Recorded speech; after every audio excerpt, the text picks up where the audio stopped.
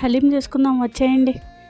కందిపప్పు, పెసరపప్పు, శనగపప్పు, ఎర్రపప్పు, మినప్పప్పు, గోధుమ రవ్వ ఒక స్పూన్ తీసుకొని, కాజు, బాదం 2 స్పూన్లు తీసుకొని ఒక కప్ బియ్యం వేసుకోండి. ఫస్ట్గా ఇప్పుడు ఒక కుక్కర్ పెట్టుకొని దాంట్లో నెయ్యి, నూనె వేసుకొని, బిర్యానీ సామాన్లు వేసుకొని, కొంచెం ఉల్లిపాయలు, అల్లం వెల్లుల్లి పేస్ట్ వేసుకొని, తర్వాత మటన్ వేసుకొని బాగా కలుపుకోండి. తర్వాత దానికి తగ్గట్టు ఉప్పు, కారం, పసుపు, ధనియాల పొడి, యాలకుల పొడి, మిరియాల పొడి అన్నీ వేసుకొని బాగా కలుపుకొని ఒక 5 మినిట్స్ పెట్టిన తర్వాత పుదీనా, కొత్తిమీర, మిరపకాయలు వేసుకొని తగినంత నీళ్ళు పోసుకొని కుక్కర్ మూత పెట్టేసుకోండి. ఒక 10 విజిల్లు వచ్చే వరకు వెయిట్ చేయండి.